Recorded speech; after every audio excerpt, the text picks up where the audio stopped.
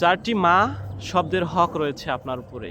প্রথমটি হচ্ছে জন্মদাতা মা, দ্বিতীয়টি হচ্ছে প্রকৃতি মা, ধরিত্রী মা, পৃথিবী মা, তৃতীয়টি হচ্ছে মহাত্মা এবং 4 নাম্বারটা হচ্ছে পরমাত্মা।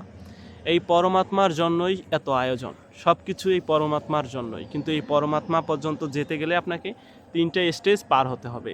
প্রথম হচ্ছে জন্ম নিতে হবে এক মায়ের কোলে। এই প্রকৃতি মা, আলো বাতাস পানি মাটি, এই আকাশ, এই পৃথিবী, এই প্রকৃতি আপনাকে লালন পালন করবে, সেও মা। এই 2টাই স্ত্রীলিঙ্গ হতে পারে, কিন্তু পরের 2টা নয়। 3 নাম্বারটা হচ্ছে মহাত্মা। একজন মহাত্মার কাছে যেতে হবে।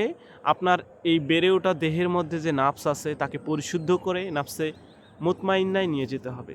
তো মহাত্মার হক রয়েছে আপনার উপরে, এবং পরমাত্মা তো পরমাত্মার জন্যই আপনার এই পৃথিবীতে আসা, তাকে পাওয়ার জন্য, তার কাছে ফিরে যাওয়ার জন্যই। তো মূলত মহাত্মা খাজা ওসমান ফারুকির একটা বই আছে, সুফি মেডিটেশন।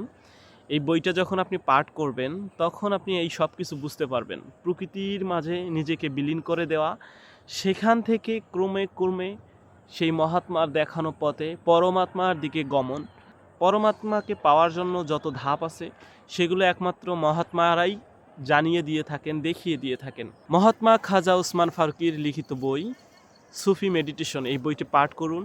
প্রকৃতির সাথে নিজেকে মিশিয়ে দিন, বিলিয়ে দিন, এবং ধাপে ধাপে স্রষ্টার দিকে, পরমাত্মার দিকে এগিয়ে যান, যেটা হবে আপনার জীবনের মকসিদে মঞ্জিলে পৌঁছানো, অর্থাৎ সর্বশ্রেষ্ঠ সফলতা।